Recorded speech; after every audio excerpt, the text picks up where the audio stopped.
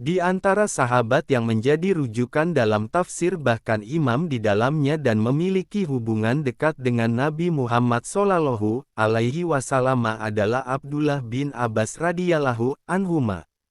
Az-Zahabi rahimahullahu dalam Siyar A'lam An-Nubala 3/332 menyebutkan, beliau adalah sumber rujukan umat muslim, sahabat yang paling paham agama di zamannya, dan seorang imam dalam tafsir. Berikut adalah biografi ringkas beliau. Nama dan nasab beliau. Beliau memiliki nama Abul Abbas Abdullah bin Abbas paman Nabi Muhammad Shallallahu Alaihi Wasallam bin Abdul Muthalib bin Hashim Al-Qurasyi Al-Hashimi Al-Makki. Sementara ibu beliau bernama Ummu Al-Fadl Lubabah binti Al-Harits bin Hazan Al-Hilaliyah. Kelahiran dan keislaman beliau. Beliau radhiyallahu anhu lahir di tahun ketiga sebelum peristiwa hijrah ke Madinah dan lahir di tengah kabilah yang dihormati oleh bangsa Arab yaitu Bani Hashim.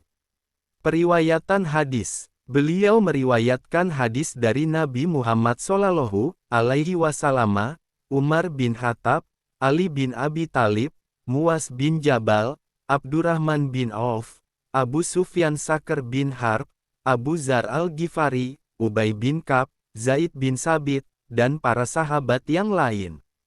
Dari dua sahabat terakhirlah beliau membacakan Al-Quran.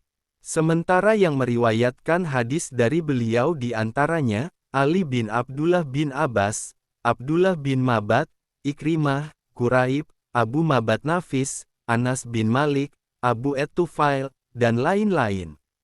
Bahkan, disebutkan dalam Tahzib Al-Kamal disebutkan bahwa perawi yang meriwayatkan hadis dari beliau mencapai 197 orang. Pelajaran dari wasiat Rasulullah Shallallahu Alaihi Wasallam kepada Abdullah bin Abbas. Dalam sebuah hadis, Abdullah bin Abbas radhiyallahu anhuma pernah mengatakan, suatu hari aku bersama Rasulullah Shallallahu Alaihi Wasallam. Kemudian beliau berpesan kepadaku, "Nak, aku ajarkan kepadamu beberapa perkara. Jagalah Allah, niscaya Allah akan menjagamu. Jagalah Allah, niscaya engkau akan dapati Allah di hadapanmu. Jika hendak meminta, maka mintalah hanya kepada Allah. Dan jika mencari pertolongan, maka carilah kepada Allah. Ketahuilah, bahwa seandainya semua orang bersatu padu ingin membantumu, maka hal tersebut tiada akan memberi manfaat, kecuali sebatas apa yang Allah tetapkan untukmu. Dan seandainya mereka ingin mencelakaimu, niscaya tiada yang mampu mencelakaimu, kecuali yang Allah tetapkan atasmu. Sungguh pena telah diangkat dan lembaran takdir telah mengering." Hari At-Tirmidzi 4/667. Dalam pesan hadis ini ada beberapa pelajaran yang bisa kita ambil. Pertama, pentingnya agar anak-anak juga bergaul dengan senior mereka untuk memotivasi mereka dalam menuntut ilmu dan memperbaiki akhlak mereka. Kedua, wasiat yang didengar oleh Abdullah bin Abbas langsung dari Rasulullah Shallallahu Alaihi Wasallam tidak hanya dikhususkan untuk beliau saja, melainkan untuk setiap kaum muslimin. Ketiga, Nabi Muhammad Shallallahu Alaihi Wasallam mengkhususkan beliau mendengarkan wasiat yang begitu berharga di usia Abdullah bin Abbas yang masih muda menunjukkan kepercayaan Nabi terhadap kecerdasan yang Allah berikan kepada Abdullah bin Abbas. Keutamaan Abdullah bin Abbas radhiyallahu anhuma. Di antara keutamaan beliau adalah: pertama, diberikan wejangan pribadi oleh Rasulullah Shallallahu Alaihi Wasallam sebagaimana poin sebelumnya. Kedua, didoakan langsung oleh Rasulullah Shallallahu Alaihi Wasallam. Ya Allah, pahamkanlah ia akan agama dan ajarilah ia tafsir. Hari Ahmad No. 2879. Ketiga, merupakan sahabat Nabi yang diakui kepakarannya dalam masalah tafsir. Abdullah bin Mas'ud radhiyallahu anhu mengatakan, orang yang paling paham tentang Al-Quran adalah Ibnu Abbas radhiyallahu anhuma. Tafsir Ibn Katsir, pukul 1.13.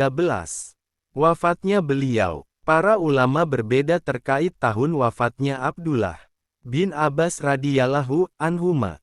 Sebagian menyebutkan tahun 68 H dan sebagian lain mengatakan 65 H. Namun, meninggalnya beliau merupakan kepedihan bagi kaum muslimin karena kehilangan salah seorang sahabat Nabi Shallallahu alaihi wasallam yang paham tentang Al-Quran dan pengamalannya. Ubay bin Ka'b radhiyallahu anhu mengatakan tentang beliau, ia adalah sosok yang menjadi panutan umat. Allah berikan pemahaman dan akal yang sempurna kepadanya. Semoga Allah meridainya. Sahabat yang mempunyai kedudukan yang sangat terpandang ini dijuluki dengan informan umat Islam. Beliaulah asal silsilah Khalifah Daulat Abbasiyah. Dia dilahirkan di Mekah dan besar di saat munculnya Islam, di mana beliau terus mendampingi Rasulullah sehingga beliau mempunyai banyak riwayat hadis sahih dari Rasulullah. Beliau ikut di barisan Ali bin Abi Thalib dalam Perang Jamal dan Perang Siffin. Beliau ini adalah pakar fikih, genetis Arab, peperangan dan sejarah. Di akhir hidupnya dia mengalami kebutaan, sehingga dia tinggal di Taif sampai akhir hayatnya. Abdullah lahir 3 tahun sebelum hijrah dan Nabi Shallallahu alaihi wasallam mendoakannya, "Ya Allah, berilah ia pengertian dalam bidang agama dan berilah ia pengetahuan takwil tafsir." Allah mengabulkan doa nabinya dan Ibnu Abbas belakangan terkenal dengan penguasaan ilmunya yang luas dan pengetahuan fikihnya yang mendalam, menjadikannya orang yang dicari untuk dimintai fatwa penting sesudah Abdullah bin Mas'ud, selama kurang lebih 30 tahun.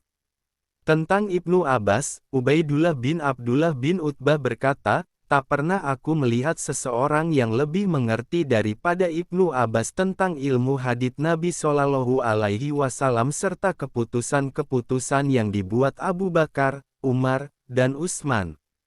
Begitu pula tentang ilmu fikih, tafsir, bahasa Arab, syair, ilmu hitung dan faraid. Orang suatu hari menyaksikan ia duduk membicarakan ilmu fikih, satu hari untuk tafsir, satu hari lain untuk masalah peperangan, satu hari untuk syair dan memperbincangkan bahasa Arab.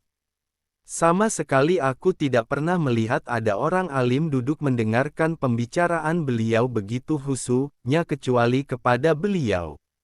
Dan setiap pertanyaan orang kepada beliau, pasti ada jawabannya." Menurut An-Nasai, sanad hadits Ibnu Abbas paling sahih adalah yang diriwayatkan oleh Az-Zuhri, dari Ubaidullah bin Abdullah bin Utbah, dari Ibnu Abbas. Sedangkan yang paling dhaif adalah yang diriwayatkan oleh Muhammad bin Marwan As-Sudi Ash-Sagir dan Al-Kalabi, dari Abi Sholih. Rangkaian ini disebut silsilah Al-Kadzib, silsilah bohong. Ibnu Abbas mengikuti Perang Hunain, Taif, penaklukan Makkah dan Haji Wada. Ia menyaksikan penaklukan Afrika bersama Ibnu Abu As-Sarah. Perang Jamal dan Perang Siffin bersama Ali bin Abi Thalib. Ia wafat di Taif pada tahun 68 H. Ibnu Al-Hanafiyah ikut mensalatkannya. Wallahu a'lam bishawab.